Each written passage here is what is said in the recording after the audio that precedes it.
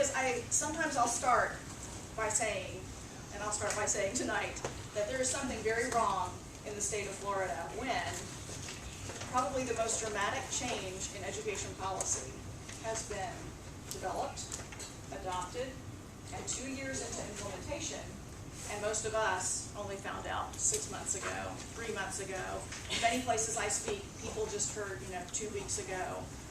Parents are very unaware, and according to a very recent poll, still 60% of the population has no idea what Common Core is. Well, that's a problem. That's a real problem. I guess I should introduce myself just a little bit. My name is Dora Caruso, and I think the most important things to tell you would be that I work with 2 groups. One is called the Florida Stop Common Core Coalition, and the other is Florida Parents Against Common Core. My background is that I began homeschooling in 3rd grade.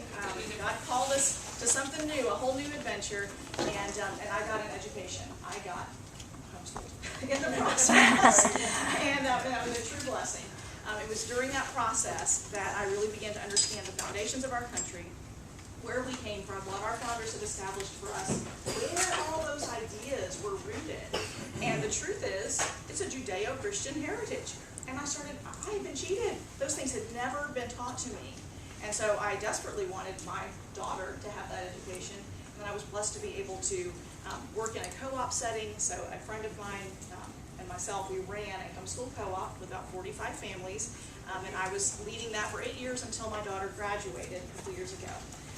But in the process, as you continue to soak in those principles for years and years and years, I would just say, guys, that was my preparation for things that were to come later on. For all the things that I've been telling my students for all those years, to step out and do hard things and apply all these things you've been learning, because God has great plans for you, and now here He's using all those things that He planted, those principles that He planted in my heart. And there is real world application for this. So here we are today. I'll mention one other thing, and that's a group called Teen Pack Leadership Schools. And I've served as the state coordinator for Teen Pack Leadership Schools for several years, and have alumnus in the room that I worked with during that time. So that's kind of a little bit about my background. When I first heard Common Core, I literally was standing in somebody's kitchen, a relative's kitchen, and it was being praised. This person works in the school district, was talking about how wonderful this new thing is going to be. We're going to get rid of the FCAT, which everybody can cheer for that we're going to get rid of the FCAT. But as she started to describe what was going to come in to take its place, red flags are going up all over. The name alone, Common Core, and nationalized standards. And immediately I thought, okay, this is not jive with the things that I've learned about why we have liberty in this country and why we have all the blessings that we have, freedom that we do enjoy in our country. So immediately things began to kind of trigger in my mind. I started to do the research, and the way that I actually got very involved in this was in Tallahassee. It was my transition years. I was stepping away from Teen Pact and transitioning a new director in. And there was this gentleman kind of hanging around outside the door where all of our students were meeting. And anytime that happens, as the leader, you want to go find out what's this guy up to. And I met him. His name is Randy Osborne, and he currently is working with the Florida Stop Common Core Coalition. He founded that group. And he was there specifically to lobby against the Senate Bill 878, which I'll talk to you about in just a second. And Senate Bill 878 was a real threat to student and family privacy in Florida. And by the grace of God, at the 11th hour, that bill was defeated. Senate Bill 878 had a House companion, 7037 or 27. At any rate, those 2 bills both passed their respective houses. They came together to be reconciled, and they didn't make it out in time. And so by the skin of our teeth, we were saved from that bill. But I'll explain in a minute. That challenge will be back this year, and we're going to have to fight that again. But in talking with him and in really grasping the problems, the real problems that Common Core presented to the liberties of parents, families, and school districts, that's when I said, okay, I'm going to step out and do something about this. And that was where this journey began. I'm going to start, because I'm a history mama, I'm going to take you back in time just a little bit to the beginnings of American education. We won't trace it all the way through, but I want to just give you a little background about where we came from. You may not recognize this gentleman, but this is Noah Webster. And Noah Webster is known as the founding father of American scholarship and education. Noah Webster was a dear friend of George Washington. and spent lots of time with him visiting at Mount Vernon. And it was during one of those visits to Mount Vernon that Webster is actually credited with convincing Washington that there was a need to have a constitutional convention. So regardless of what you think about the Constitutional Convention and the Articles of Confederation, there was great debate at that time about whether we were going to change our document. And Webster convinced Washington that this really required his leadership. And so with that, Washington gathers the representatives from the 13 states, and they gather in Philadelphia, and Webster is there, on site in Philadelphia. He takes the role of explainer-in-chief, essentially, writing articles that are maybe a little less high-minded than the Federalist Papers. He's writing articles that explain this new system, this need for a constitution to the layperson. So built into Webster, besides lots of other things, is this gift for educating, this gift for explaining to people and helping them grasp the concepts of something that was really very new. Because in fact, we were going to have something very new. What kind of government are we going to have? A monarchy? An aristocracy? A democracy? What kind? This group knows. A republic. Yes, we're going to have a constitutional republic. This is different. We don't have this anywhere else in the world. And so they recognized that this was an experiment in government. It needed to be explained to the people. And in order for it to succeed, it was going to require a self-governed people and a self-educated people. And Webster saw where he could plug in and help with those things. He recognized, too, the responsibility for education was with the family and with the individual. Again, one of those just undergirding ideas of self-governing people. If a constitutional republic was to work, it required people who could govern themselves, such that when I teach my class, I talk about government. What do you think of when I say government? My students all say Washington, D.C., politicians. But if we look at Webster's dictionary and how our founders, Webster's 1828 dictionary, and how our founders were describing or defining words, government is simply direction, control, restraint. And then he goes on to define the various spheres of government. There are many, not just Washington, D.C. In fact, it had almost zero power. It did have zero power at that point. Family government, church government, self-government. If all those spheres are doing their thing, if they're accomplishing their jurisdictions, then you have very little need for the civil government. And civil government can be restricted to only what it was supposed to do under a constitutional republic. So they got that, and they wanted the people to get that. He recognized that independence was a basic quality of American character, and so he developed some of our first textbooks. You may have seen the Blueback Speller. It was the best-selling book in America for, 150 years. It went west with the settlers on covered wagons. This is how families taught their children. You could learn just right out of that book. You could teach yourself largely what you needed to know to get started in life, and then begin to just read. They read real books. They didn't read textbooks by Pearson.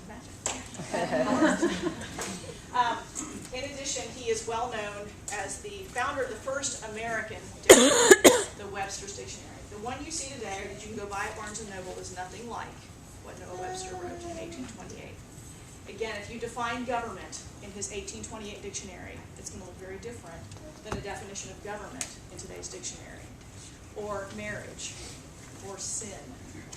Any of those things are going to look very different in Webster's dictionary. But it's vital. If you don't, who has one of these? Somebody? Yay! That's awesome. You can get an electronic version. There's probably an app. You can get it online. I have one of the big, green Webster's 1828. I just gotta look at it. And it was my daughter's graduation gift, her very own 1828. Because if you want to understand what our founders meant, then we have to define words like they did. We can't revise history by applying our modern day understanding to their words. Does that make sense? Okay. So if we want to understand what they thought about education, then let's look into Webster's 1828 and see what he said. First, I want you to note the root of this word. It comes from the Latin educo, educare, meaning to lead. So we're seeing that a child, they need to be led. Okay, so there has to be a leader. We'll tuck that away for later. So educo, educare, to lead. And here's the definition: to bring up as a child, to instruct, to inform and enlighten the understanding, to instill into the mind principles of arts, science, morals, religion, and behavior. To educate children well is one of the most important duties of the civil government. No. What did they say? It is one of the most important duties of parents and guardians. So our founders well understood that, and we would do well to grasp that again and hang on to it. It is our duty as a parent and guardian to educate our children. We've come down a long and convoluted road in education since our founding. Tonight, what I hope to do is to talk you through, I hope to be, not that I could aspire to Webster, but to walk you through and explain what can be a really big, hairy, multi-tentacled beast, Common Core. There's a lot of pieces and parts to it. I will take questions at the end, and before we get started, these flyers. Thank you. What I would ask you to do is use it to take notes, so flip it over for right now, and you can take notes on the back. And then, at the end, we'll flip it back to the printed side, and I'll talk you through what's on the front. Okay?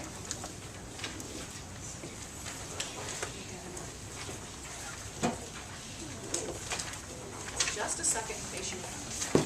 Also, just so you know, anybody that wants this PowerPoint presentation, you're going to have an opportunity to tell me that you want it later. I've got some clipboards that I'll pass around. So if you need a resource that I've mentioned, if you want the PowerPoint slides from tonight, if any of that is helpful to you, you'll just put your information and check the box, and I'll make sure you have it. Okay?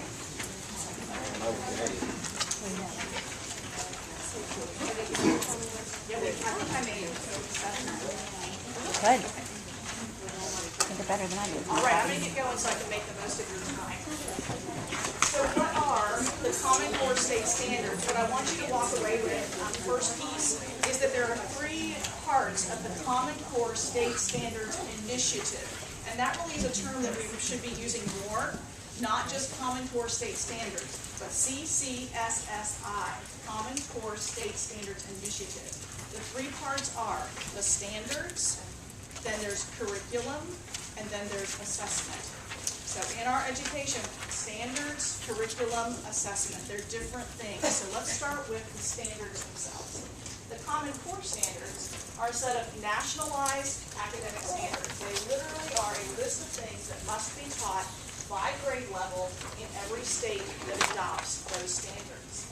They specify skills, knowledge, behaviors, and attitudes that students must demonstrate in order to progress. This is the English Language Arts Standards for K through 12. So literally, if anybody wants to come up after, you can take a look and you can see the standards. I don't have the math printed off because you can just only afford to print so much. These are the English Language Arts Standards. They're available online at corestandards.org. You want to look at the standards themselves. Currently, there are Common Core state standards for English Language Arts and for mathematics.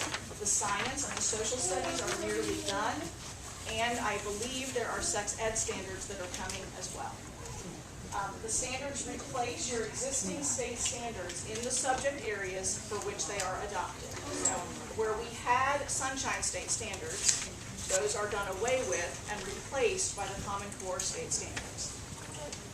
Florida has adopted the standards, and we have agreed to fully implement them across all grades by the 2014-2015 school year. A couple years ago, they started implementation with our youngest students, kindergarten, 1st, and 2nd grade. This year is a blended year for 3rd grade through 12th grade.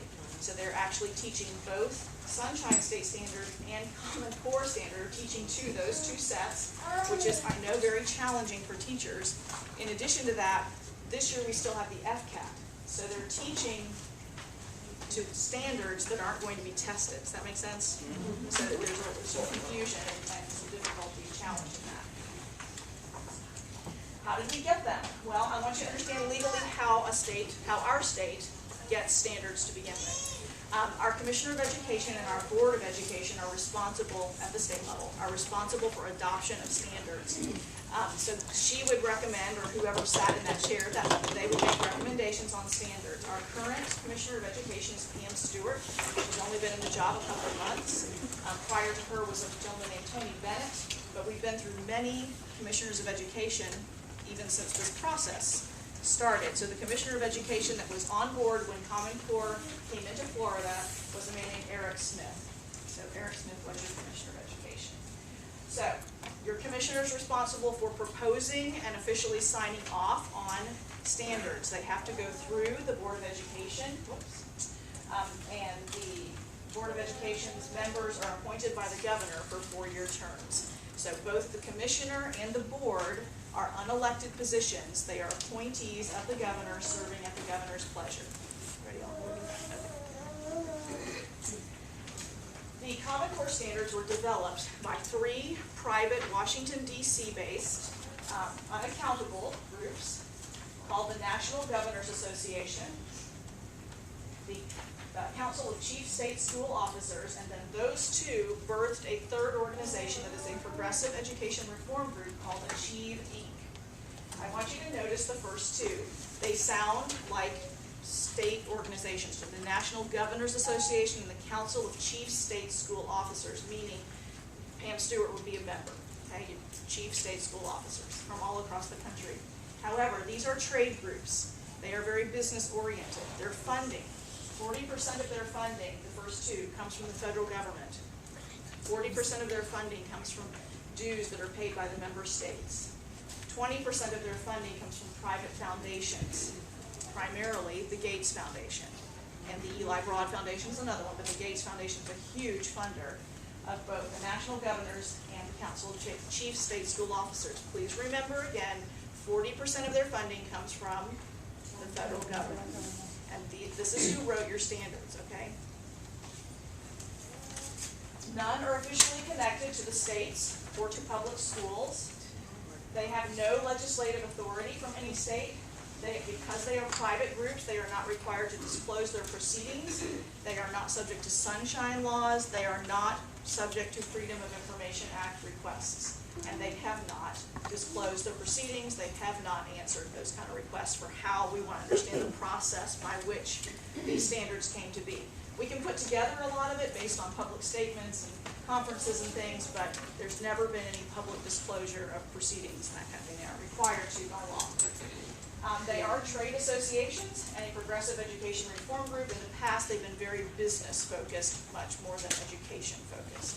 And I would submit to you tonight that they are still very business focused, that that's really what this is about. In 2007, the Bill and Melinda Gates Foundation and the Eli Broad Foundation gave $60 million to these 2 groups, the first 2, to begin development of national standards. And so they began to write those standards. In 2009 came an opportunity to get those standards out into the states. They'd already been talking and promoting this to the governors, but when you hear the term state-led, this was state-led, no, this was not state-led. They're promoting it. These groups, private unaccountable groups, wrote the standards, promoted it to the governors, and then now we have how we're going to get it to the governors. Governors hadn't done anything about it, but in 2009, we had the infamous American Reinvestment and Recovery Act. Y'all remember this? Also known as the stimulus bill, when we were going to borrow $800 billion from China and pump it into our economy. And as part of that stimulus bill, $4.35 billion was earmarked for education. And it became the basis of the Race to the Top grant program. So this is Commissioner of Education Arnie Duncan. So these guys bring their standards to the Commissioner of Education. The Race to the Top program is born. This is a grant program. So states can apply for a portion of that $4.35 billion. When they do so, there's an application that they fill out, and there are boxes that they check that give them points towards winning the money. One of the boxes that they had to check said that they would adopt internationally benchmarked standards. I want you to remember that term. They are going to adopt internationally benchmarked standards and assessments. Here's the kicker, that are common to many states and prepare students for success in college and the workplace. Remember that phrase too, actually. But the centerpiece is, your standards may be great, But that's not good enough for you to apply for the Race to the Top funding. You need to adopt internationally benchmarked standards and assessments that are common to many states. Well, we had a choice. We could get on the phone and call South Carolina and call Oklahoma and get on the horn and see who wanted to work together and can we quickly put together some kind of common standards. Well, that would have been quite the feat, because we only got a couple months in fact, to get our application in. But conveniently, there was a package all ready to go, in a box, wrapped in shiny paper with a big red bow on top, and it was called the Common Core State Standards, and it met all the requirements. So all you had to do was say, we'll take those, and you were good to go. And so that's what 45 states did. 45 states checked the box and said, we'll take the Common Core State Standards. They were not published. We actually checked our box in January of 2010 is when we applied for Race to the Top funding. The standards were unfinished and unpublished. They would not be published until June of 2010, or excuse me, July. They would not be published until, I think it was July 2nd, actually. I know there's a one-day difference between we adopted the standards formally in the state of Florida, and the next day they were actually released. So, does this remind you of anything? Like, you have to pass it to know what's in it. Right. Yeah. So we adopted these standards in July 2010. We actually didn't even win our grant until September 2010, and only 12 states, if I got my math right, only 12 of the 45 that applied actually got money out of Race to the Top. But everybody that checked the box was now on the hook for Common Core. Okay? So many states took it and didn't even get money out of the deal. There was another way, and I used to have it in here, I'll just tell you briefly, but there's another way that we were on the hook for Common Core. And that is, y'all are familiar with the No Child Left Behind Act, you've heard about that. That requires that states meet certain benchmarks, certain performance levels in order to receive their Title I funding. That was 2009, it was the depths of our recession, it was the worst, very bad time. Also performance scores were down across most of the states. Things were not good academically or financially.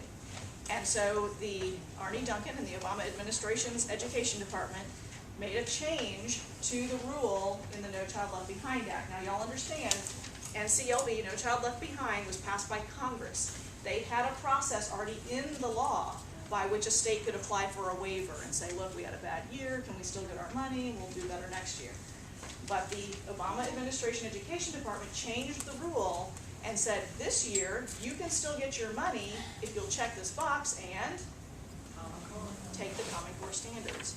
So you can get a No Child Left Behind waiver if you'll say that you'll accept the Common Core standards. And so another, I don't even know, I had a map in there that showed all the states, but almost every state took that waiver. So they're on the hook in that way as well. So we actually are on the hook both ways. Florida applied for the waiver, and we did the Race to the Top grant.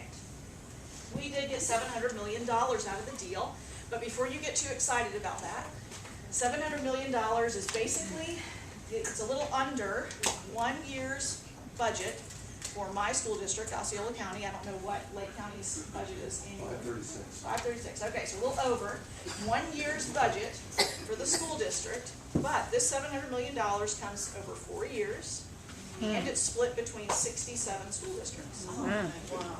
So it's a drop in the bucket. We sold our birthright for a bowl of porridge. And why didn't you know about this? Because the competition was announced, and they had to have their application in January, so I think a 2-month window. So they were rushing to apply for a federal program to get federal dollars to implement a education program that had federal fingerprints all over it. They did meet the letter of the law, which said they had to notice this publicly. And here's how they did it. This is out of the Race to the Top application explaining how they would notice it. At the same time, the standards will be posted on Florida's Standards Review website, flstandards.org, for public comment from March through May of 2010. Is that on your favorite spot? No. Y'all are checking flstandards.org regularly so that you can comment? No, nobody knew. In our town hall meeting in St. Cloud, we had one of the representatives from the Department of Education there, and she was lamenting the fact that they only had 433 public comments, and they just were so disappointed that they did not have more public input. because they had made a slight change to the science standards a couple of years ago, and they had 10,000 comments on the change, just this little change to the science standards. This was a whole new program and only 433 comments, because they didn't want you to know. Now, you are probably hearing, anybody heard some ads telling you how wonderful Common Core is on some of the radio stations? And Mike Huckabee's behind it, and Jeb Bush is behind it, conservatives love Common Core. Well, where was that back in 2010 when this was adopted? Where were the parent meetings back in 2010 before we adopted it? To ask parents or to tell parents how wonderful this was in 2010. None of that. The only reason you're hearing about it now, and the reason we're having meetings like this where people come, you know, more and more people come every time I speak, but it's because now we're finding out. But now is a little too late. It's not too late to stop it, but it's a shame. It's really a shame that it's taken this long. All right, that's why you didn't know. Meanwhile, the Gates Foundation had opened its purse to promote this program. They all knew it was coming. The book publishers knew it was coming. Y'all notice that there's Common Core aligned curriculum in your classrooms now. It's there. Have you been to Barnes & Noble and seen all the books stamped Common Core aligned, Common Core aligned? The publishers knew this was coming, but you didn't. So, at any rate, Gates Foundation has opened its purse to promote and implement Common Core.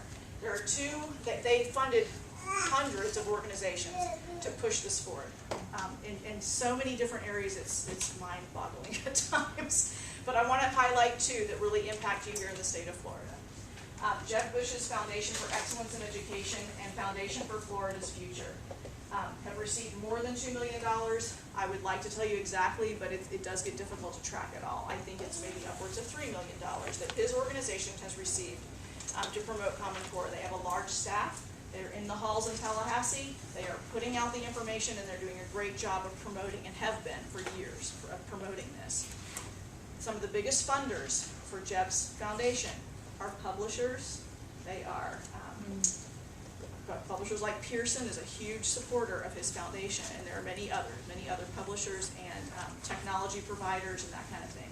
So while many of us have loved what Jeb has done in the past, I am here to tell you that on this issue, he is on the wrong side. And I hope that will get that message quickly.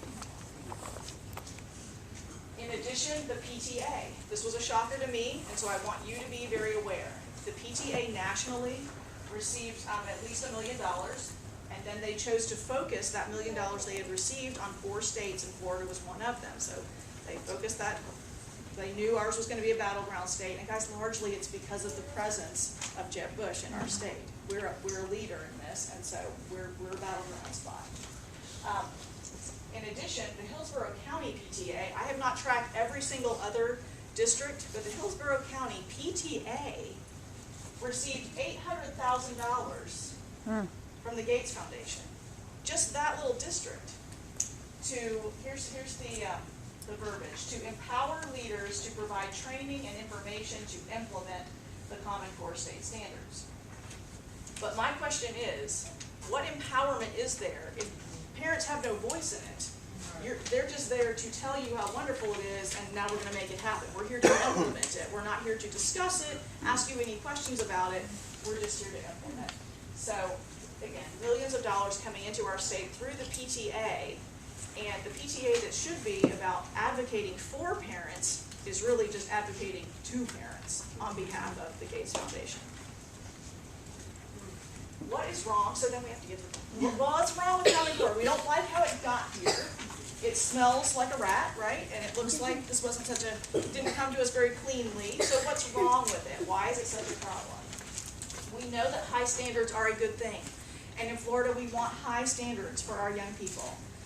Quite frankly, we've had high standards for our young people. But Common Core is not the answer. Common Core is a bad idea for a number of reasons. I'm going to hit 3 of them with you tonight. The first one is that it is education without representation. It is the most massive assault on parental rights and local control of education in your lifetime. I hope I've established that education is ultimately a parent responsibility. It's yours. In the state of Florida, you can delegate that responsibility legally. We fund a public education system. We value that, and so we can send our children to public schools. But public schools still answer to you. The district doesn't own your children. The teacher doesn't own your children. They answer to you, they serve you in that capacity.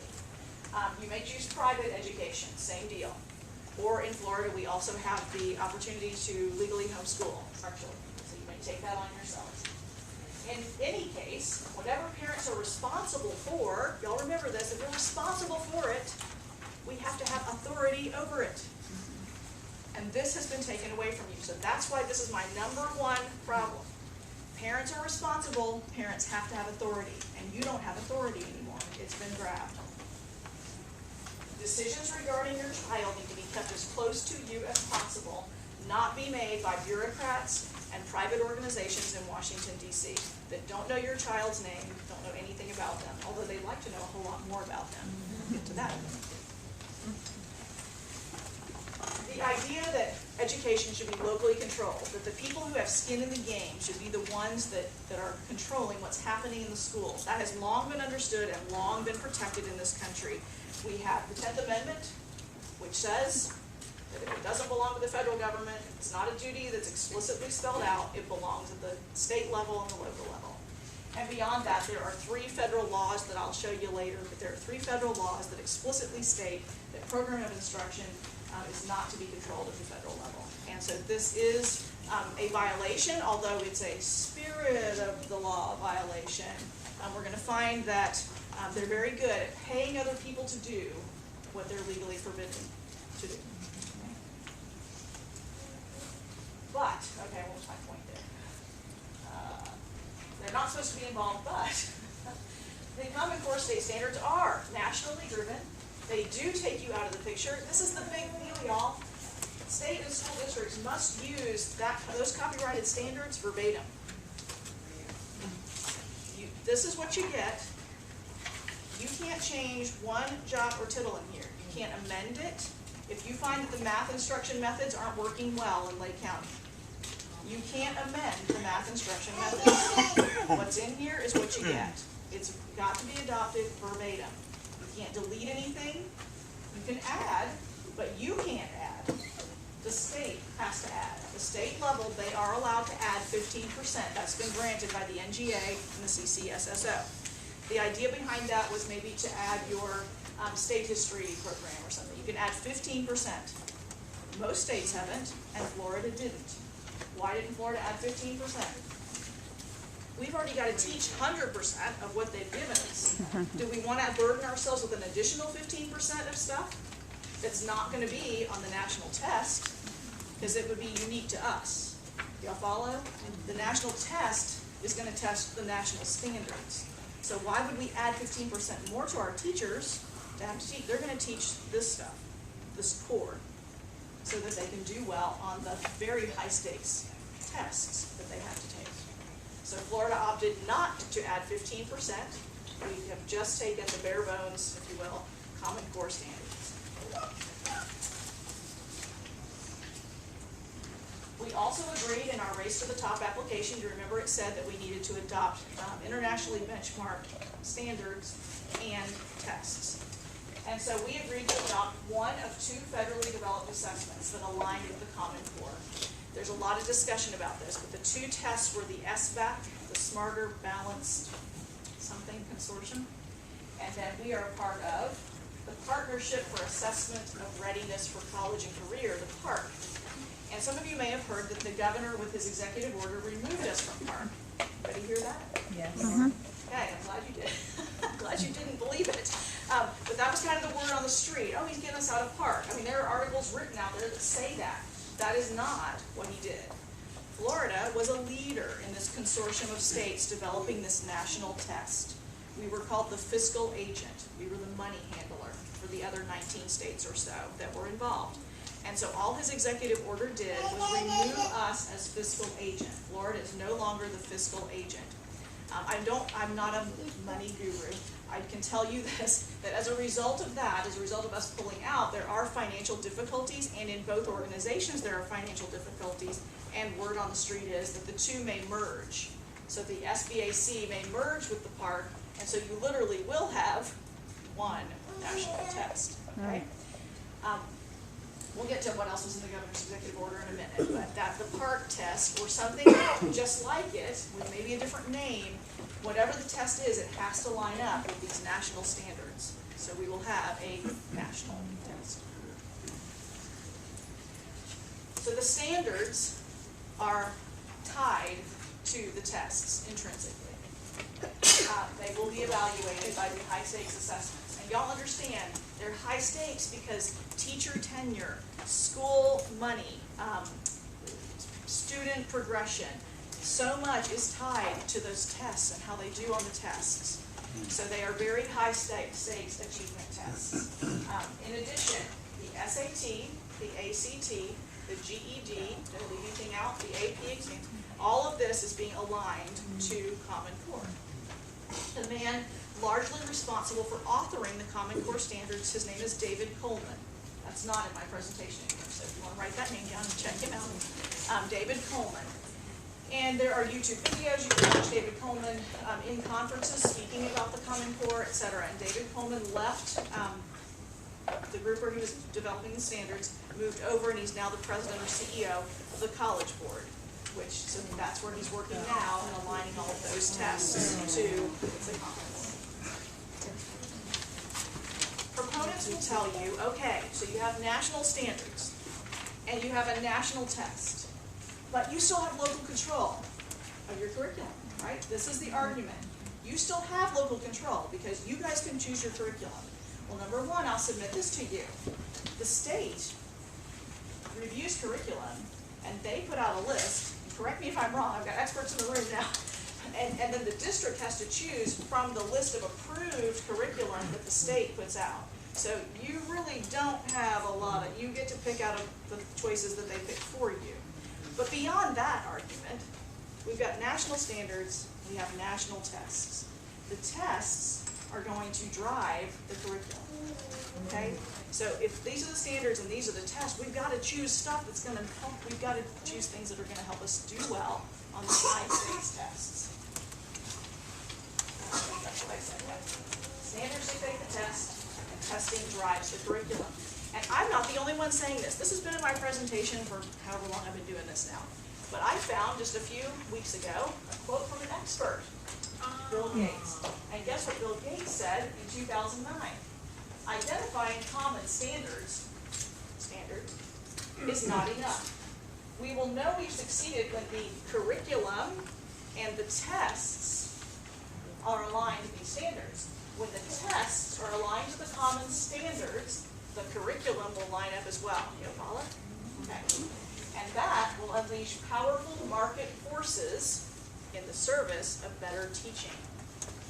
I also have a new term that I've learned called venture philanthropy. What would venture philanthropy be? I have a vested interest in giving money to certain places, and he does. And so that, I would submit to you that that is what this is. This is a huge, it's a business model. And so yes, it will unleash market forces, all right. There are billions and billions and billions of dollars to be made and already being made.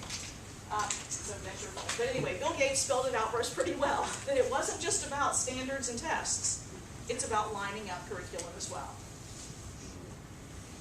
All your major textbook publishers have moved to Common Core aligned curriculum. I don't know, do I have some homeschoolers in the room? Oh, good, okay. This includes our traditional publishers for home education materials. So this is one of the issues that's going to arise for home educators, is that your curriculum choices will become more and more limited. They're not all going away. In fact, the louder your voices are, the better off you are. I think it was Matthew C. last year that tried to go to Common Core alignment, and the parents fussed and yelled and they backed off. We've got, I don't know if we have both, but we definitely have traditional Matthew C. still in place. But all your major textbook publishers, McGraw-Hill, Pearson is huge. They dominate, y'all. They dominate. They almost have a monopoly of the textbook publishing industry here in our nation. And so they knew about this well in advance and they were on it. And these publishers are designing their materials after exemplars and model curriculum provided by the U.S. Department of Education. Now, what is the U.S., the federal government's forbidden from doing that, right? You're not supposed to do curriculum. So no, we'll just do a model curriculum, which they did, and we'll do an Appendix B. You can go and we'll take a look at it at corestandards.org, Appendix B. So we'll give you model curriculum and suggested reading lists year by year, and there it all is. So we can't force you to take it, but who do you think all our publishers are looking to as they develop their books and their materials? Well, probably. Why else would there be a model out there, right? That out of there, that's where you're seeing a lot of the examples that show up on the internet of the stuff that's very objectionable. It's coming out of these lists that are the appendix. So they are not mandated, they are suggested. Okay? So the federal government has been given great influence then over what is taught and establishing what outcomes they desire. Local control essentially has definitely standards, definitely testing, and essentially you've lost control of curriculum as well. In information meetings across Florida, and this is my experience personally, as I go and sit in parent meetings with school district employees, and the parents say, but what if, like I mentioned to you before, what if this doesn't work for our county? What if we don't like the ELA, the way we find that it's developmentally inappropriate, whatever, we don't like this. And they literally stand in front of parents and go, our hands are tied. Go see your legislator. And that's the truth. Their hands are tied. They had to take them verbatim, and guess what? The Board of Education in Tallahassee, their hands are tied too. They can't do anything either, except get us out. If we can get out, we can get out. Right now, the movement is going to have to be with your legislators. So when they say go see your legislators, I go, yes, that's right, go see your legislators. Private schools, in case you thought you were out of danger, private schools that accept vouchers, if you accept any McKay scholarships or Step Up scholarships, any of those private schools, you are bound to abide by the Common Core standards. Also, many private schools they've been sold the lie as well, that these are higher, greater, wonderful, you've got to do them to compete. And so some private schools are binding themselves to this even though they don't have to, because they think it's so great and they want to compete with everybody else. So it's really important that our private schools understand what this really is, and that they'll be much better off. In fact, they'll probably find students flocking to them if they don't do it. They need to stay out of it. College entrance exams I mentioned and state assessments are aligned to Common Core methods and assumptions. For homeschoolers, in order to show adequate yearly progress, if you are registered with the district, then you need to submit either a standardized test or a teacher evaluation typically. So your standardized test, if it's aligned to Common Core methods, and if you were like me and you taught Saxon math all your life, which we did Saxon math all the way up through. Well, my daughter, who scored, I'm not bragging, no, she did great. she did beautifully on her test, but she would be at a distinct disadvantage if she had to take a Common Core aligned test, because she's not going to know some of the very odd math methodologies that are now being built in and taught in the classrooms. So that's a problem for home educators who are going to have to take either a Common Core aligned test or have a teacher eval. Right now that might still be okay, but give it a couple years and all of our certified teachers doing those evaluations will have had the professional development in Common Core. They're going to be looking at these benchmarks, these standards, and saying your third grader really isn't there. It's a danger. I'm not saying it's absolutely going to happen, but it certainly could, that the certified teacher no longer thinks that your third grader is making adequate yearly progress because they're not meeting the Common Core standards for adequate yearly progress. Okay? All right, problem number 2.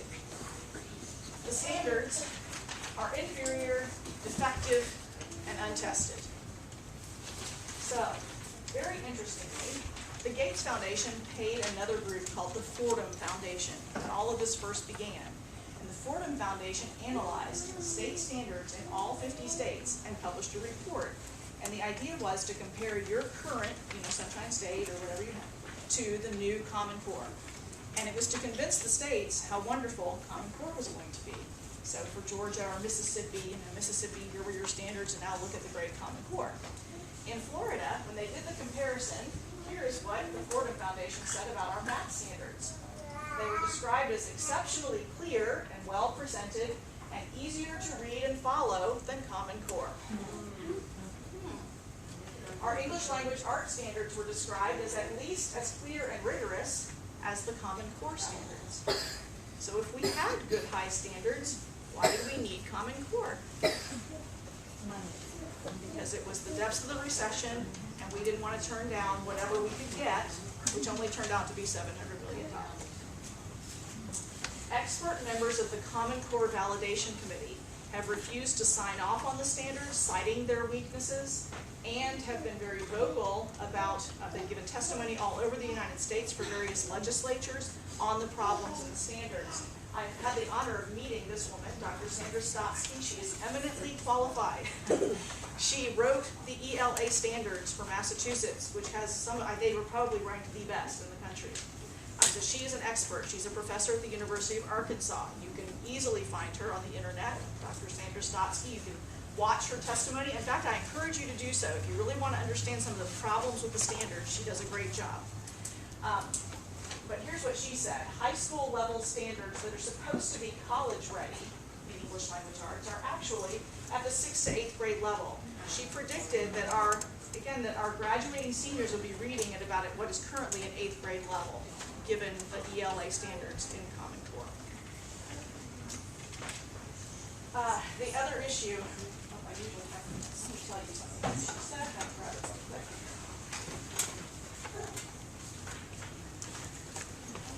Yes. Some of the things that she highlights are that teachers spend at least 50% of their reading instruction time on informational texts at every grade level. This is a very well-known fact, not even disputed. At the high school level, 11th and 12th grade, it goes to 70% informational reading versus traditional literary texts.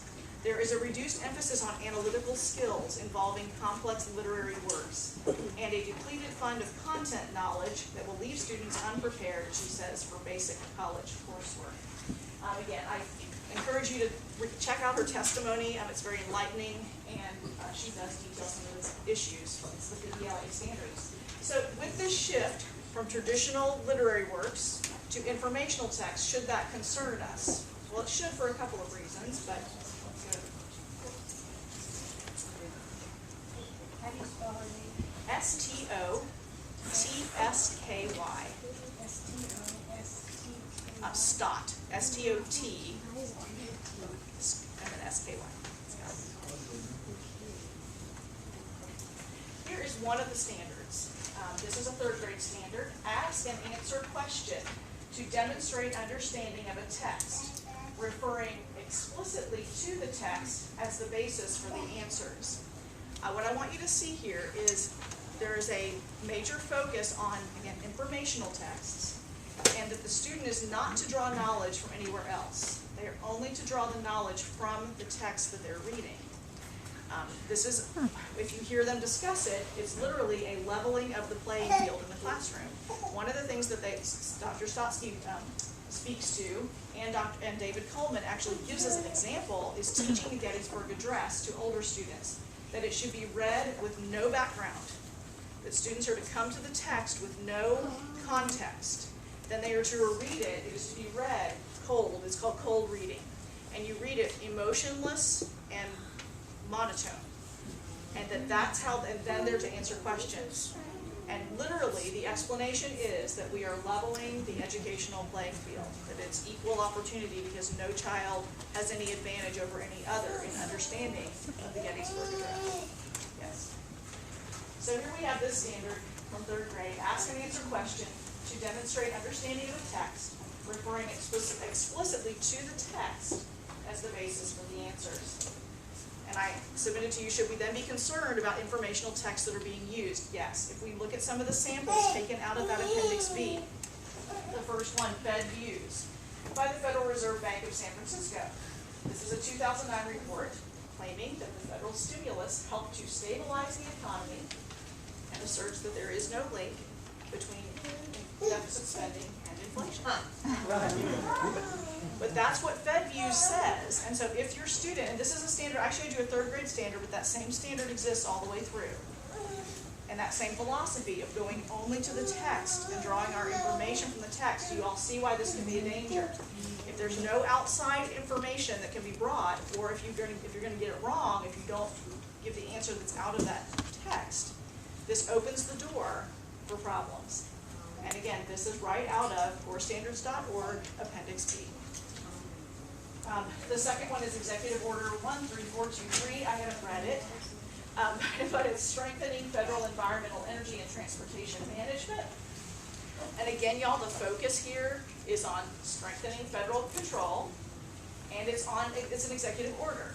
So my point would be that executive orders, in my opinion, are vastly overused and are an overreach of the executive branch's authority. But this trains our children to just think executive orders are just one more piece of information. Yeah, okay. So there's just, it opens the door for problems. Okay? They may be choosing wonderful pieces of informational text, but we don't know. And if we look at the list, we see lots of issues. Some of the samples, these are the things you may have been hearing about on the internet. These are some of the texts that are vastly inappropriate, right out of the corestandards.org Appendix B, the bluest eye. Jaw-dropping. Y'all, when it came across, I went to check and like, holy cow. So it's nothing I would share with you. If you really feel like you need to look it up, then you can certainly find this information. You may also have heard that a couple weeks ago, our Board of Education met in Tampa, and they passed a resolution saying that they would not adopt Appendix B. That list of that suggested we will not officially adopt Appendix B for the state of Florida. Well, again, to me, that is lip service, because they couldn't have adopted it. It's not open for adoption on a whole. And we're going to have to choose things out of that list. It really did nothing. That school districts can still choose things out of that list to teach in their classrooms. The methods that you're going to find in Common Core are very different than what you are probably used to seeing. There's an encouragement to focus on social justice issues, how to write persuasively or spin a topic, huge focus on collaboration. And again, the idea collaboration can become a real problem. And in talking with teachers about how is this being implemented in your classroom, what does it look like? They're saying, I think I have it in here. Yeah, that we are now the guide by your side, not the sage on the stage. Literally, a teacher shared with me that where they used to have me time, you time, and go time, is what they called it in the classroom, they've been instructed there's not to be me time. So we're not doing authoritative instruction from the front of the classroom anymore. So whatever you think about that, parents deserve to have a voice in this huge shift in how classroom methods are shifting, and they are shifting. Desks are set up differently. They're in little groups to work. Another teacher shared with me, when I choose my groups, I have to be very careful that I choose a higher order student to work with a lower order or medium order student. And I hadn't even heard those terms before. But why would that be? Yes, because somebody's got to know the answer and work with the group and help. We all know what happens. Who's been, I mean, my brother said, yeah, it's MBA 101. That's just, when we all work together, I do all the work and 3 other people ride my coattails to go do the presentation in front of the class. So this is, if you're doing a wholesale shift to that kind of teaching, parents need to have some say there, okay? But it's built into your standards, y'all. They're right here. It's built in. If you could do a word search for collaboration, it's all through it. This is an example of a Common Core aligned curriculum in use in many states. It's called Voices. It's designed for first graders. First graders are to use their voices to advocate solutions to social problems they care deeply about. You have a social problem you care deeply about. She's so cute. Yes. I saw her little head pop up. Most of them don't have a social problem that they care deeply about until you give them one to care about. And in this curriculum, they supply one. And it is that there's a park in your local neighborhood, and an evil developer has come along and is going to build condos or build something, and the park is going away. And so the children are instructed that they need to work on developing emotional language that will, emotional words to get readers to feel so strongly about this problem that they want to do what is being asked of them. So we want them to use emotional words to get their reader to do something, take action. This is followed then by specific examples of how to stir up anger and fear in their readers in order to accomplish this end. And then they have workbook examples where they choose the right word. They're supposed to choose the right word to go in the blank. And I'll show it to you in just a minute, but I would say first of all, we have child psychologists that are looking a lot of these things and saying, okay, there are a lot of problems, but one of the big problems is our youngest students, do we know that they're fine with using emotional language? They know how to do that. They know how to get you. That they need to be developing the logical side of the brain. They don't need to be focused on emotion. They don't need to be focused on fear and anger, either on negative emotion. So there's now expert testimony coming out about some of these specific examples. But I'm going to show you the worksheet, but I'll ask you the question first. The question is, my mom always blanks me to clean my room. So, my mom always is, oh, y'all, good. You would get an A. That's right. So you would think tells or asks, but if that's what your child put, they would get it wrong because nags is the right answer. Yes. My mom always nags me to clean my room. Or number one, the little girl does not like wearing her boots. No, she can't stand wearing her boots. Okay? So that's the exercise, is to use emotional language. In the same curriculum, there are periodic evaluation charts or rubrics that track growth and change in individual student behaviors and attitudes. So this is going far beyond reading, writing, and arithmetic, y'all. Far beyond grammar in an English language arts curriculum. The rubric, and I know you can't read, so I've highlighted it for you, knows when something is unfair. This is a psychosocial issue. This is not reading, writing, arithmetic. It knows when something is unfair. A teacher is supposed to evaluate. Recognizes social problems. Works with others to solve problems. Again, at first glance, seeing some of these things, you may think, well, what's the problem? I mean, that sounds good. Except that who's defining what a social problem is? Who's defining what fair is? And how they've worked with others to solve the problem. Okay? And then all of this information is also being recorded, which we'll get to in just a second. This is information that's then being kept on your child. This is an example of something that was used here in the state of Florida. This was down in Indian River County in a 7th grade classroom. And this worksheet came out, which kind of party animal are you, it said. And because the teacher posts her lesson plans on the school's website every week, we were able to see exactly like, well, why were they doing this? And so we looked, and September 9th, political party survey, if you go down halfway, it's in partial fulfillment of Common Core State Standard LACC 68 RH 12. Okay, you can see that this is used in partial fulfillment of Common Core State Standards. Now, this worksheet is not new.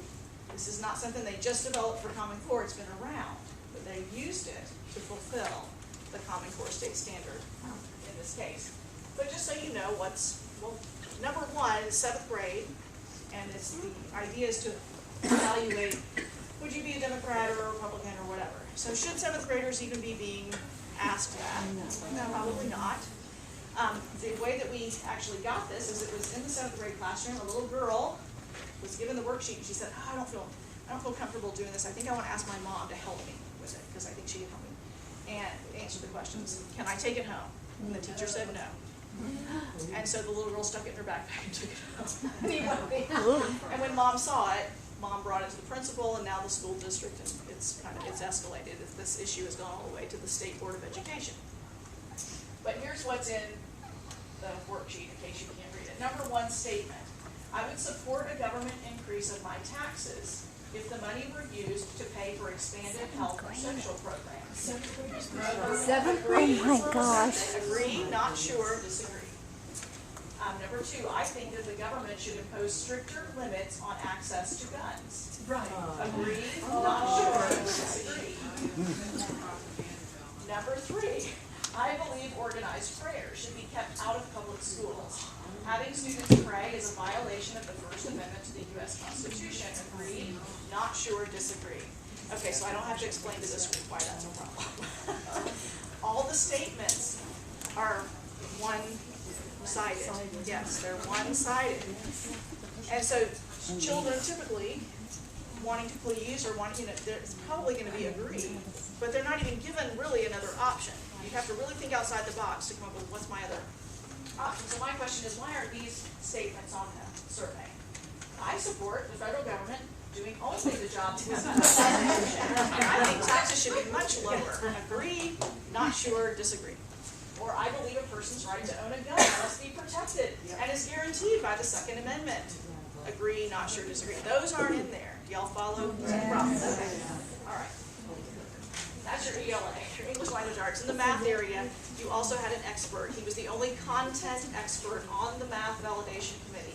His name is Dr. James Milgram from Stanford University. He also refused to sign off on the standards, and you can read his testimony, one of his comments, as non-challenging as possible. The core mathematics standards are written to reflect very low expectations. He said that by the time our young people graduate high school, they'll be 2 years behind comparable students around the world. So he said this is far from internationally benchmarked. In fact, both of the experts have stated these are not internationally benchmarked. They've argued it and argued it. They've said, show us the countries that these were benchmarked to. Eventually, the organizations that wrote them said we can't come up with the countries, and now they've had to change their claim.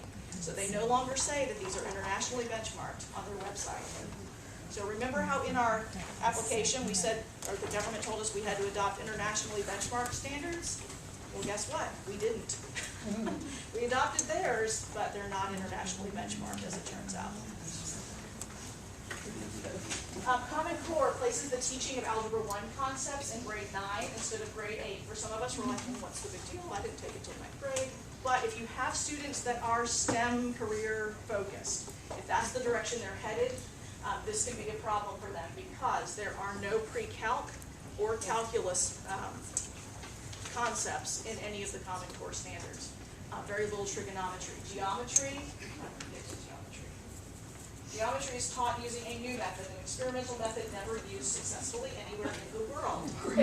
The proposed method abandons your traditional Euclidean geometry, and the only place that it has been used was, I believe, about 50 years ago in the Soviet Union with math prodigies, and it failed, and they abandoned it. But we have taken those concepts, those methods of teaching geometry, included them in our Common Core math standards. Largely because they were written by folks that are not teachers, that are test preparers, or have other reasons for being on, being part of that group. But they were not teachers, they were not standards writers, and they have other agendas behind introducing some of this stuff. If you change everything, we have to buy new everything, right? Okay. So I think that's part of some of the motivation. Non-traditional methods are used to teach your math concepts. The emphasis is on finding 3 ways, and they'll call this critical thinking, that you're having to find 3 ways to solve things, rather than on accuracy. And again, guys, if you just start watching some videos on YouTube, you'll see teachers doing this, like giving examples of 4 plus 3, as long as you can, that's a very simple example, but as long as you can tell me 3 ways that you would find 4 plus 3, you can say the answer is 12. But you've got to know the methods. The methods are more important than the accuracy. I had school district employees in our parent briefing tell us, literally on the test, when they take the standardized test, it will be a 2-part question. And if they get 23 times 46, then the first part of the question is, can they tell us 3 methods that they would use to find the answer? If they don't know the methods, they don't get to move to part 2 and actually give the answer.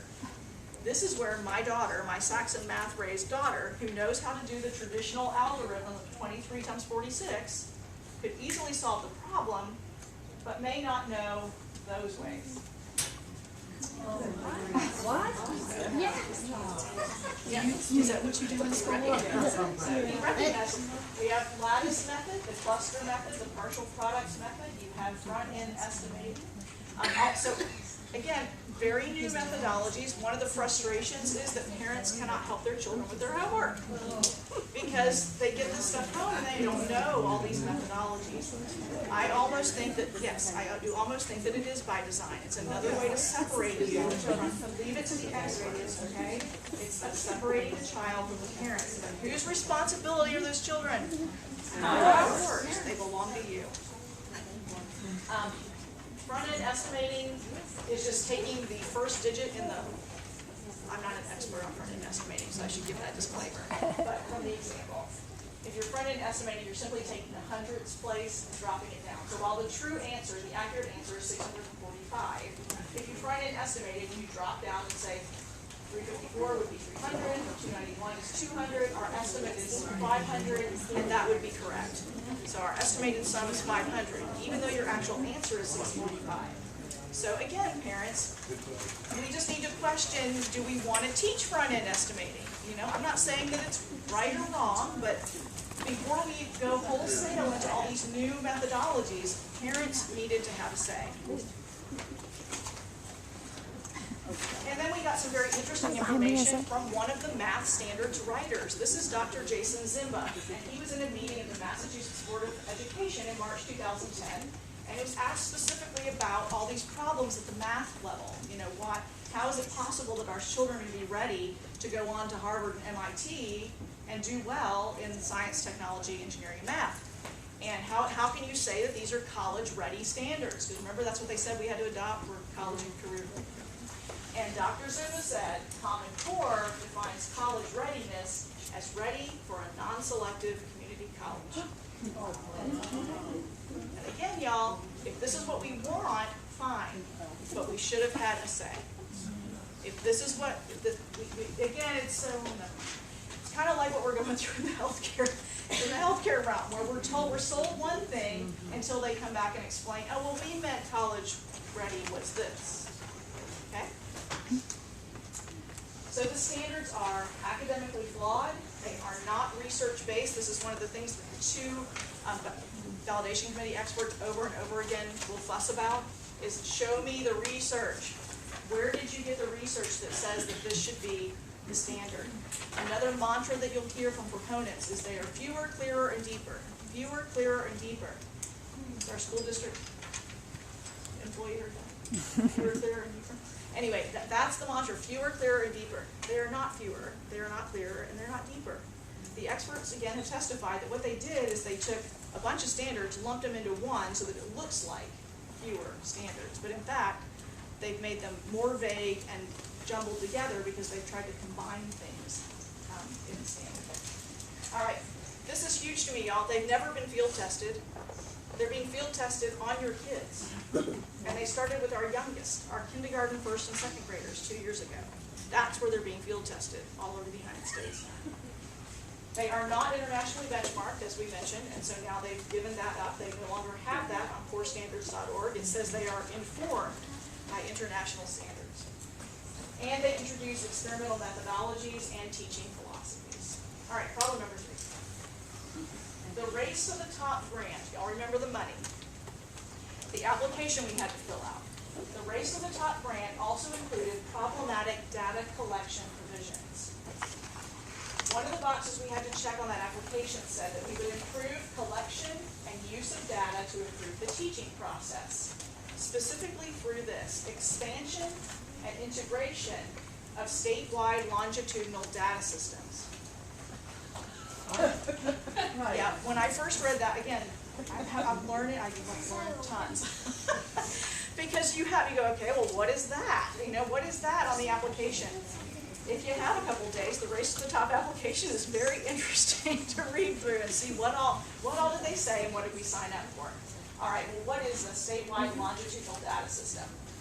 It is an online warehouse that's used to capture, analyze, and use student data from preschool to high school to college and into the workforce. In Florida and all over the nation, it's called a P20 data warehouse. P, preschool, through high school would be 12th grade. That's not enough. 16 would be college graduation. That's not enough. We want 4 years of data into the workforce. P20 that they want to collect on children. The workforce part is because we want to validate all these new methods and things that we've been trying. Are they actually working, and are they now making more money out of the workforce? Can we link any of that together? Data collection is vital for all of this to work. Race to the Top requires that states modify their state laws to allow sharing of data with the federal government. This is where I got involved last year with Senate Bill 878. Here's the verbiage out of Senate Bill 878 and House Bill 7027. In their purpose for the bill, it said to promote adoption of a common set of data elements identified by the National Center for Education Statistics. Okay, so we're going to collect data points that were identified by that group, the National Center for Education Statistics, to support the effective exchange of data within and across states. Okay? So who is the NCES? Well, before I even go there, I do want to mention to you, Jeb Bush's foundation was working this big time. They promoted this bill, and they promoted it because we have to. It's in our Race to the Top application that we check the box for. So we have to, if we're going to come into compliance with Race to the Top, then we have to share this information. I know you can't read those, but these are screenshots from the National Center for Education Statistics. These are 400 points of data that they would like. This is what the National Center recommends be collected on children. But in recent days, I'm digging deeper, and it's even more than that. There are 3,000 points of data that Pearson and the groups that are developing, it's called eScholar, eScholar, and they would like 3,000 points of information. That's what's part of their system that they're selling to the states to collect all this student information. But 400, we'll stick with 400 for a moment. Parents do not have to be informed about what data is being collected, and you are unable to opt your child out of the data tracking system. There is no opt-out. Having a federal data warehouse is forbidden by law. So this is one of those places where they've paid other people to do what they're forbidden to do by law. So states were incentivized with that Race to the Top grant to go ahead and establish their own, or to modify their online data warehouse voluntarily, laying the groundwork for what is called an interoperable system. In other words, if ours lines up with the NCES model, and Georgia's lines up with the NCES model, and everybody has a similar data warehouse, it makes it very simple to click a button and start sharing that information if all of our data warehouses are modeled the same way. Does that make sense? Okay. The 400 points of data, some of those things are disciplinary record, their allergies, do they wear braces or any kind of other orthotic, all the way down to religious affiliation, family income range, family education level, library resources that your child checks out. I don't know, I mean, maybe my child really likes building forts and shooting guns and stuff, and maybe they're checking books out about, I don't even know if they have books like that in the library anymore, come to think of it, but maybe they're checking out those things. Is that anybody's business? What my child wants to read about? No, it's really not. But yet, the library resources they're checking out are tracked. I thought it was interesting, not only religious affiliation, but perceived religious affiliation. So I guess if your child refuses to say or doesn't share that, that the teacher or an authority figure can decide what the perceived religious affiliation is and record that. Also, I want you to see that the assessments are not just about reading, writing, and arithmetic. This is out of a National Research Council report. As new assessment systems are developed to reflect the new standards, a program will be required to create assessments that are capable of measuring cognitive, intrapersonal, and interpersonal skills. So within the assessments, we are looking for this information. That information becomes part of their permanent record that then is in danger of being shared. And guys, that danger is very real. I know that it can sound like an alarmist thing, but I'm digging daily into this issue, into the data sharing, and there is great danger. Again, the problem becomes technology moves so fast, and there are forces out there that want that information. They have financial incentive to have that, have access to it. And so it's hard to stay in front of it and keep protecting. Putting the protections in place, but I would submit to you we need to do that. This I know looks bizarre, but this is straight out of a U.S. Department of Education report on monitoring children in the classroom in testing. I have the report here, I have another place for you, but some of the ways that in the assessments, we'll be using facial expression cameras, posture analysis, seat, a pressure mouse, a wireless skin conductance sensor. So this is the direction that they're headed. Just in case you think it's not possible. In Polk County, they did iris scan students getting on the bus last year. I think it went on for 2 days before enough students notified their parents, and the parents raised a stink and it went away. But I had a lady in one of my meetings whose husband developed some of this technology, was responsible for the program down there, and she said it's coming back, like they want to bring it back, they just have to go through the right channels. But this biometric information, again, you don't have to give approval, and they don't have to tell you that they're collecting it, and the biometric information becomes part of your child's record and is subject to being shared. This, I know I'm going a little bit in the weeds with you here, but this is important. This is called the Family Educational Right to Privacy Act, the FERPA law. Y'all know FERPA law? I didn't either until I had a child go to college. And then what that means is anytime I want information on my 21-year-old or even 19-year-old, I have to give all kinds of clearances, like she's protected. They won't even tell me anything, although I'm paying the bill. So you have to jump through all these hoops because of FERPA to get information on my own child. However, what's supposed to be protecting and building a firewall there has definitely been breached in recent months because of the Obama administration's Department of Education. Through rulemaking, again, they took an act passed by the legislature, but the way they're implementing it, they changed the rules at the agency level. And so the rule changed and said that personally identifiable student data, PISD, could be shared with a contractor, consultant, volunteer, or other party to whom an agency or institution has outsourced institutional services. Basically, a school can share that information with anybody they deem that is appropriate. You know, a volunteer, a consultant, a contractor, or other party. They've outsourced services. So, yes. These are oftentimes educational, like curriculum developers, that kind of thing, that want information so they can test and see how their products would work, that kind of, but any of those folks have access to PISD based on the rule that the Department of Education wrote. This is currently under a lawsuit, and EPIC, I forget what that stands for, but it's a data protection group, but EPIC, it is suing them in federal court, suing the U.S. Department of Education, and this gentleman, Senator Markey, Massachusetts Democrat, just a couple weeks ago, wrote a letter of objection to Arnie Duncan, questioning the changes in the FERPA Act. But as it stands right now, again, that information is vulnerable because of the changes in the rules at the federal level. And now the changes that we're implementing at the state level to share it. So those are the 3 reasons. Now we're going to give you hope, okay? Now we're all going to,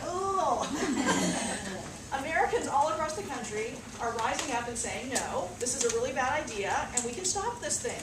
And you can stop this thing. I am convinced that even in our state, which is a battleground state, we can stop this thing. Because I've seen huge movement in 6 months. 6 months ago, nobody's really talking about it much. And all of a sudden, we've had our governor come out and make an executive order. We have hearings. The Board of Education is going across the state, holding public hearings. And that is largely because of moms and dads like you. Like, I know these people. They're just like us. And they just made noise and said, no, this is not okay. Not on our watch. This is a map of states that are currently resisting in some form or another. So the blue states never took Common Core. Know that. The red states have some form of resistance. There's activity, whether in our case we have a House bill that's been filed to pause Common Core, so we qualify as a red state here. But there are a couple, Indiana, Pennsylvania, they've also done pause bills, so there's activity all across the United States to oppose this. I won't go through that whole thing. If you want PowerPoint slides, you can read that at your leisure, but this is kind of what's happening in some of the states across the country. They're either voting to defund it, they're holding, Wisconsin, I think, just finished a whole round of hearings on Common Core. They're talking about total repeal in Wisconsin. We'll see where it goes, but Dr. Stosky was just up there testifying last week, I think. So anyway, Governor Nikki Haley supporting repeal, etc. So there's widespread and influential opposition to Common Core. So do not think you're alone. And if you're at your school and people think you're a nut, you're not a nut, okay? you're on the right side. A couple months ago, this is the Maine Governor Paul LaPage. He said, "I don't believe in Common Core. I believe in raising standards in education." Issued an executive order permitting further implementation. Particularly, his concern is the data mining operation. At the federal level, there is activity, although it hasn't gotten far lately. I think they've been distracted with other things. But we do have 9 senators who are attempting to defund Common Core. Chuck Grassley leads that group, and then you can read the rest of the list. And Marco Rubio would be the 10th. So Senator Rubio has joined that group. He wrote his own letter to Commissioner Arnie Duncan, in which he really stressed the federal overreach and the belief that this is outside the jurisdiction of the federal government. And you can read his letter. I have a copy if you want it. And he says the activities that they've engaged in are unacceptable. They violate 3 existing laws. There's your laws, the federal laws that protect local control: the No Child Left Behind, the DOE Organization Act, and the General Education Provisions Act. So, and we do have lawyers that are working on this issue as well. So, the Republican National Committee actually passed a resolution back in the spring condemning Common Core. I won't read the whole thing, but at the very end, that you can see, they reject the Common Core plan, which creates and fits the country with a nationwide straitjacket on academic freedom and achievement. It was a very strong statement if you read the whole thing, and that resolution has been picked up by Republican groups all across the country. We are asking, I don't know, has Lake County done a resolution yet? I think y'all are in the process. My county just a week ago or 2 weeks ago passed a resolution condemning Common Core. This is our Republican Executive Committee. So we passed a resolution modeled after the national, but tailored, because we've encountered other issues they didn't know about back in May. So This month's meeting that we discussed the resolution. okay, so this month's meeting, if you're part of the REC, you'll want to be there to vote. We did ours unanimously. Go Osceola County. That'll be a great message to send. These are other groups that have taken strong. There are many others, but I just try to put up some that you may relate to or notice. Focus on the Family only recently has really made bold and strong statements, but I'm so appreciative of that. It's taken them long to get the name, but now they're out there and they're really fighting the fight. Family Research Council, Freedom Works, Homeschool Legal Defense, Florida Parent Educators Association, if any of those mean something. We do have a bill that's been filed, House Bill 25, by Representative Debbie Mayfield out of Indian River County. And her bill is a pause bill. I wish it were a repeal bill, and we're going to maybe work on that down the road, on tweaking the language and amending. But as it stands right now, it's asking for no further implementation until public hearings have taken place in all 67 counties, and there's been a fiscal analysis of the cost of implementation. There was no fiscal analysis. I believe they got the application in November 2009 and submitted in January 2010. We've asked point blank, and were you there in the hearings? When we asked Commissioner Stewart, yeah, where someone asked her point blank, was there a fiscal analysis done? And it's on the record, no fiscal analysis. Okay? So that really is a whole other ball of wax. I don't go there tonight, but the costs are astronomical of implementing this, and it's an unfunded mandate. And finally, the governor. Governor Scott had issued his executive order. It removed us as fiscal agent of PARC. It did not remove us from PARC. So we are still a member state in the PARC consortium. And our Commissioner of Education, Pam Stewart, has indicated that she still strongly leans toward using the PARC test. We've got a lot invested in it. She'd like to just go ahead and use it. But the governor did say that we are going to put the test out for bid, that there will be competitive bids. Even so, y'all, whoever bids on the test has to line their test up with Yeah. So it's a Common Core test, okay? Call it hard, call it whatever you want to call it. It's a Common Core test. He also ordered her to do a student data security review to protect data from unintended use or release. And he said there should be no release except as provided by Florida law. But if we change the Florida law, so again, to me, this is lip service. We already see the dangers, and if we change Florida law, we can legally release it. He directed them to solicit information about changes desired in the standards. This is why the hearings were held. My comment on that is, we adopted them verbatim. They're copyrighted. We wasted a lot of time going around the state asking people what you think of the standards, because we're bound to them. We can't change them. All we could do is add 15%, okay? And finally, he directed the board to identify risks for federal intrusion in Florida standards. I hope after tonight that you could even make the case to the government that, you know, the groups that wrote them were 40% funded by the federal government. The testing consortium part, $350 million from the federal government. They have people on their staff, federal government employees, that evaluate the questions, determine what's appropriate. And the fingerprints are there. Okay? So what can you do? Flip your finger. Is there an extra one of those, or are they all? That top section just reviews the problems that I pointed out to you tonight, and it kind of gives you some talking points on those three issues. Then in the middle section, you see what to do. So what to do is, number one, make a personal commitment to be active in your child or grandchild's education. Check their textbooks, sit in on classes, ask questions, be that parent. We need you to be that parent. For too long, we've trusted that everything was okay. It's not okay. That little worksheet that I showed you earlier, the party animal worksheet, has actually been out in the school system for 7 years. So it's not new to Common Core, it's been there. And some of this is really not a Common Core problem, it's just a worldview problem that's been slipping into our textbooks for a long time. So be involved, you've got to check, you're responsible, take authority. I said be strong and courageous, set the example for your children in standing for liberty. You are the best textbook they will ever read. So you be what you want them to be, and you let them watch you be that thing. When you're on the phone and you're calling your legislator's office, let them listen to you do it. It's so important that they see you in action, that they know what you stand for. And quite frankly, y'all, we're doing it for them, okay? We're preserving liberties for children and grandchildren to come. They need to see you do it. And I know this is scary stuff. I don't like going to see legislators. I want to, you know, my knee's not. Every time I'm going to go, make an appointment and do this. But it's that important that you conquer your fear and do that hard thing and let them see you. Because when they watch that, they know this really matters to my mom and dad.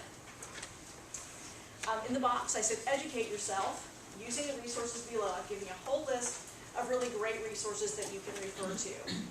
When you feel confident you've educated yourself enough, then call or meet with your state representative and senators. This is your action point for tonight. House Bill 25 needs to be heard. And so that's what I'm asking you to do, is write an email, call, best bet, get a couple friends if you're scared, and y'all go see your representative or your senator locally. I'm talking about your Florida House and Florida Senate. You go sit in their office, and somebody can take the data, and somebody can take the loss of control, and somebody can take the substandard standard, you know, the 3-point, whatever, and just give them the information. And this is why we want House Bill 25 heard, and better than that, we want these out of here. We want a repeal. Okay? Repeal is the word that we really want. Then fourth, I said write a formal letter to your child's teacher and principal explaining why you don't agree with the Common Core. The educators are being told that you guys are misinformed. But in fact, they are being misled by highly paid folks that are promoting this stuff to them. So they need to hear from you formally, and then I said copy that letter to your newspaper and to your representative or your senator. You can like Facebook pages and websites of groups you trust. I've given you a few that I trust down below that I would recommend. I want to mention one resource to you. This is wonderful. This is a policy analysis that's put out by the Florida Stop Common Core Coalition. It's the next to the last bullet under Common Core Resources. So you go to their website, you download this document. It covers all of the problem areas that we discussed, but it's all cited and researched and quotes from the bills, and this is the information you really need. If you want to feel like, okay, I'm prepared to go into my representative's office, I bring this with me whenever I go. In fact, I bring them a copy, and I highlight the pieces that I want them to know. And I talk them through the pieces, and then I leave it with them. So they have the policy analysis. It's 45 pages, so take it to UPS stores when you don't print it at home. Put it on a jump drive and go have it printed. But this is a great, great resource for you. Is that confronting the Common Core? It's just a policy analysis on the Common Core standards. So which one you said it's the bullet? Second Which to the makes it last second? Oh, second to the last bullet, yes. And I think I will leave you now with this. I started with history, so we'll end with history. This is Sam Adams. Sam Adams in 1772, before we got to the American Revolution, wrote a document called The Rights of the Colonists. And in it, he described why we fight. And he said this: the right to freedom, being the gift of God Almighty, it is not in the power of man to alienate this gift and voluntarily become a slave. That is my challenge to you tonight. The liberties you enjoy are a gift of God. It is not in your power to alienate them, to just throw them away. Alienate means to separate them. Okay? You're not allowed to just act like they mean nothing and throw them away. They were bought and paid for by many people that went before you, and they were a gift of your Creator. You may not voluntarily become a slave. So stand up, even when it's scary, and go see those legislators. They work for you, and you tell them, this is not acceptable, we've been left out of the process, it's not okay, and we want the Common Core standards gone. With that, I will stop.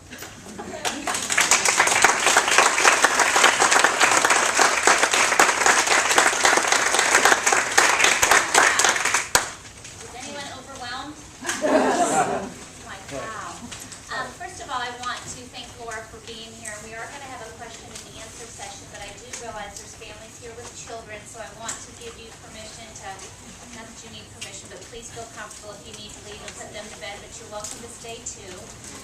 Also, I want to acknowledge the fact that I believe we have people on both sides of the fence for Common Core, and I'm really happy that we have that happening. And I just want to ask that if, when we do ask questions, that we be respectful on both sides of the issue. And that's why we're here to educate and to learn. I am not, this is new to me, Common Core is not my strength. So I'm trying to learn just like the rest of them. So I just ask that please speak your life in that manner.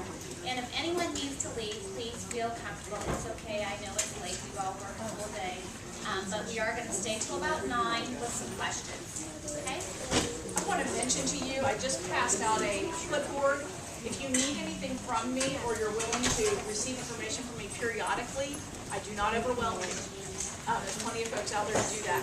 Give me your information and check the box of how I can help you. I can send you the PowerPoint or answer a specific question or give you a resource. I'm happy to do that. Okay, are there questions? Yes, ma'am. I have more of a statement. I just wanted to let the people here know that myself and a couple other moms, by the way, I'm Dora actually, did go and see Senator Hayes about this and gave him the House Bill 25. He did read it and he likes it. He is not quite ready to go and support it. He wants other senators as well to support it. So I highly recommend you call, you email him to stand up and support this. We need this stopped. And guys, that really, it will work. The more heat that he feels from his constituents, that will move him. And he's a wonderful man. Yes, he likes it. Yes. I think he just wants a little more support on the Senate side. Other questions? Yes, sir. Are you hearing similar language? We had at the school board meeting the other night, and I kind of mentioned this briefly ahead of time, that the monies that they're receiving are for us as leaders in Lake County to create our own vision as to what we want to do with these funds from this foundation. Is that similar terminology that you're hearing in other districts? the funds that you're receiving, as I understand it, are to develop data collection models. Right. Here. Yeah, and that is very similar to what's happening all over the country. I would recommend that you check out Gates Foundation on that, and also In Bloom and eScholar, and there's another term. Once you start searching, there's something else. It's a program that's going in. If they get it in, it's to collect all of this, the data points that they've mentioned. And the man who developed eScholar, funded by, they received many millions of dollars from the federal government to develop the eScholar program. And the CEO stood in a conference. I just found the testimony and was going to try to include it for you. But he actually says Common Core is the glue that holds all of this together. So anybody that's telling you that the data collection isn't tied to Common Core they're misleading you. They need all that Common Core data that's collected through the standards and the assessments to direct young people. And so that's part of what this money is coming to your district to do, is to develop that technology. Yes. Innovation Week, I was there with him at that meeting, and we were told by our school board that the Gates Foundation, liked them so much and was such a leader in their technology that they gave them this money to expand upon their technology of all of this stuff, and then that they were going to take that program and sell it. Well, it was the Gates Foundation's property after it was done, but Florida said, and the school board said, at no means were they going to let the personal data from parents or children to be given to Gates Foundation. But there's huge pressure to not just use aggregate data, Right. but to use the personally identifiable student data. And again, just a cursory search, you can just start, there's plenty of information out there on that. Or if you want that, I'll send you some of those links so that you can see the people that actually developed it speaking in conference and promoting this. They're very happy about it, and they're telling you what they're planning to do with the data. So, yes ma'am. As far as any bills that are in process now to stop this completely, do we have anyone working diligently to put that in work? No, there's tremendous pressure even on Debbie Mayfield on her House Bill 25. She had been told your bill will not be heard in committee. Well, We will not even raise it in committee. So we have got to get more and more constituents pressuring their representatives and senators, and I have every confidence we will get there by legislative session. I'm not in the public school system, I'm with the Orlando Diocese, so Yes. we're being, our superintendent ma'am. came to see us and she's fully Yes. entrenched in this, even though she's only been working since 2011 and they just rolled it out to us in February. Yes. But they're following what the state standards are, because they're saying we will not be able to get into state colleges because we will not be teaching according to the testing of the Right. SAT, which I found comical. The ITBS testing, which we take as our standardized Yes. testing, they don't even include in the Sunshine State when they do the NCCSS testing, Yes. because they're too high anyway. So it doesn't make sense why, when something's Right. working, why try to fix it? And But you know, until the the state- Iowa test is also being aligned to Common Core. I know, they're trying to, the whole Yes. thing is, they're gonna move us all to the same test. Yes, and I would love to talk to you afterward about some specific resources for Catholic schools. You also have some very reputable folks that are now stepping out and saying, this is not a good idea for Catholic schools. What has always set us apart has been our academics and, you know, our achievement in this area. And adopting Common Core is a really bad idea for us long-term. Well, on what she was, one of them was saying, I think that even some of the teachers are even being, to not say anything Yes. against it, otherwise they could be in jeopardy. Sure, yes, It's a hard line for understand. our faculty. I understand. Any other questions? Yes, ma'am. If homeschoolers tend to be, not always, but tend to be so much further ahead right now, they may not be able to do good in the SATs or the ACTs or the GED, whatever, to compare. But yet, when they're graduating with calculus and such higher order skills, Yes. aren't colleges going to be seeking them? That is my personal opinion. We don't know how this is all going to play out yet, but yes, in the end, I think colleges too, they already do seek them. Correct. And so they're going to find a way. They want your money, Go find and they them. want high quality And students. they're not going to care about the So SATs. they may find other ways, yes. Okay, any student. so would you suggest that a homeschool family not adopt any core teachings at home? Definitely, yes. And I also would recommend that you continue though to fight this. Yes. Because of the violation of parental rights that it represents. Correct. We're just a stroke of a pen away from it, you being bound to that as well, right, to the Common Core. Yes, ma'am. How is it that the homeschool curriculum actually benefits monetarily from it in the school scheme? Like the matrices and Like, why would they do that? Because they think everybody's going that way. And so they want to, they They get don't get funding. They don't, they're not funded, no, but, right, they just I want to just sell think that books. we're getting sold on it. And so they better be on the curve, yeah. Yeah.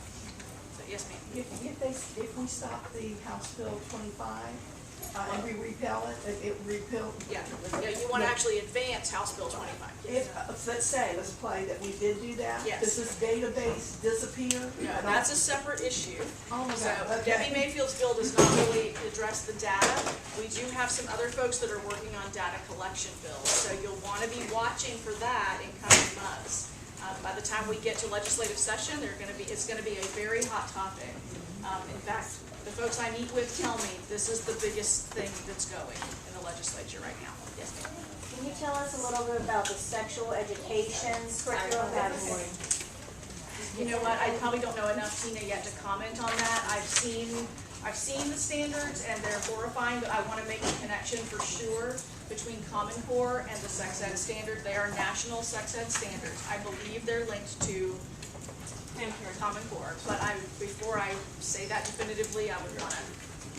Wasn't there a bill to halt it or do something, but it's coming up close to, if we don't do something about it, that it's gonna get voted in? Yeah, I don't know the answer to that, but I will find out for you. Any other questions? Tina? Yes, ma'am. I'm a student at Dora High School, and I just find it very interesting what you're talking about. Many of those implications are already in place. You go into classrooms and everything is arranged in groups of 4, except for me. I'm curious to understand why it's happening, but the focus has been taken completely off the teacher, and we are now given a book and taught to teach ourselves. And collaboration is the biggest word in every teacher's vocabulary. Now their hands are tied, honestly, it's hard to say, but collaboration is out there. We have to write little exit slips of learning scale that we have to identify with and how we collaborated that day and who learned what. So I mean, it's, danger is real and it is happening as we speak. So, Yeah, thank you very Are much. you getting paid to teach? I mean, the other thing that I've found time and time again, this is not directly to your point, but when we were in Tampa, we had district employee after district employee coming to the microphone and testifying about how wonderful this was out in their classroom. And my observation is, and I've said this to legislators when I meet with them, when you hear somebody praising Common Core, you need to ask, do they have a financial incentive for doing so? Does their job depend on it? Or are they working for somebody that's received Gates money? Because PTA had, I mean, over and over, the Florida Chamber of Commerce, the Council of 100, I don't know if you were still there, we had a woman come, a beautiful woman who came and spoke to the Council of 100 about how wonderful this was for Florida business. Later I go and find out, Council of 100 has received Gates money too, and it's aligned with Jeb Bush. So if you just start connecting the dots, you'll find out that almost every organization that's standing up for Common Core has a financial incentive for doing so. And then there's folks like us. But I'm telling you, y'all, please don't leave here without hope, because I truly believe what we've accomplished in 6 months, in 6 months more, we really could see repeal. We could get there. So it's just going to take action. I just want to add to what Dora said. Again, thank you all for being here. This is really exciting. We are in an election year coming up, and our legislators will be talking about this come the new year. I've spoken with Larry Metz, and I know he's actively learning both sides of the issue to be informed as one of our state legislators. I appreciate Lori going to speak to Ellen Hayes. And, again, you guys are the best people to go out there and talk. The parents, the grandparents, you need to go talk to our legislators. And I also just want to encourage you to come back and see us in the new year, because we actually will have active debates with our candidates. We'll probably have one in February for House District 31, and And so it's really important, these values that we're talking about today, when we bring the candidates in for the forum, we want our people to be asking them what's important to you. And obviously Common Core is going to be very important coming the next election. So I just want to put a plug. I hope to see you guys in the future. And you're invited to our Christmas party in December. So thank you all for being here. If you didn't get on the email list and you want to, we'll be sure to send you some information too. So thank you very much. Thank you.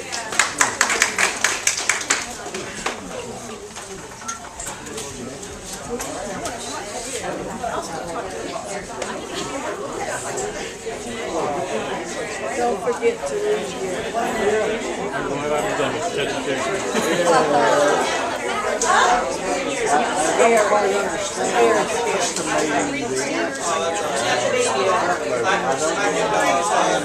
Where are you going to use that? Go.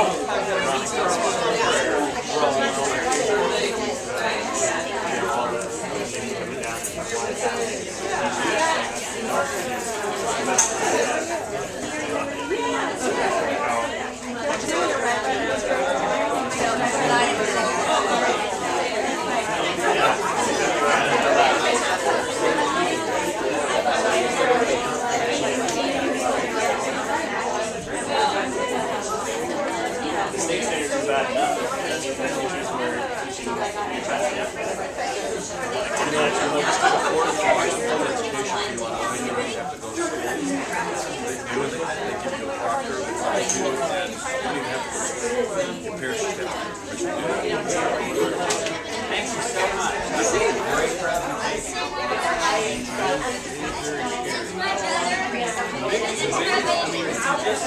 Stop at the fact that we're taking away you really don't need to go any further.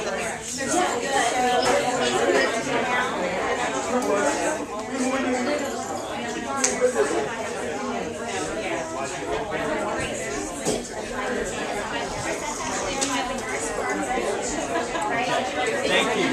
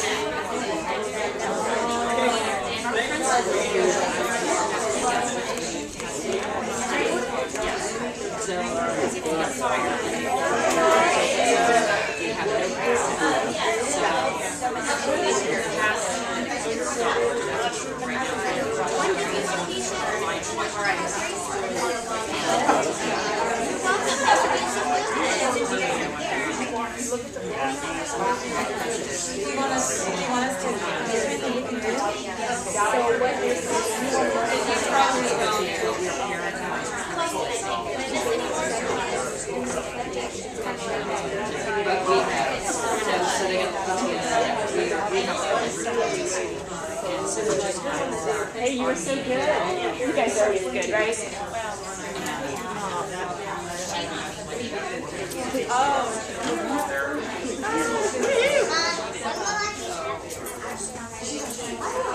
Yeah, no, we did have school today and yesterday, so we've been signing so I was trying to gather. So that's why I was doing a presentation. So I can send it out to my parents because I have a father that are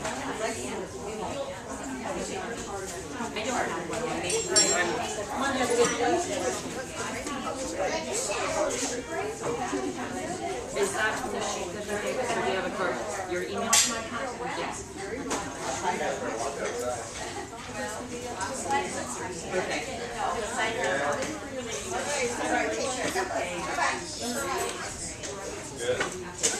Well, I'm going to make a copy of this and pass it to you. I didn't see you, I'm sorry. No problem, good seeing you. Send me a deal, that would be fabulous. And I send my email. Liz Jones. And also, I don't, this is one of the things that, yeah, so we're constantly,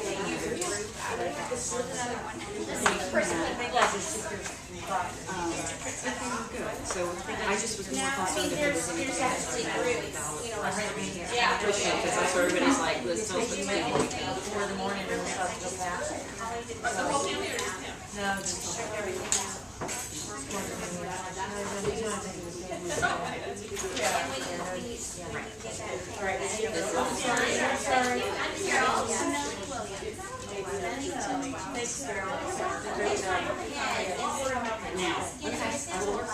Thank you so much. And hopefully, Should have absolutely, said that too, that's the biggest thing to do. absolutely, every day. Price $3. But that's okay too.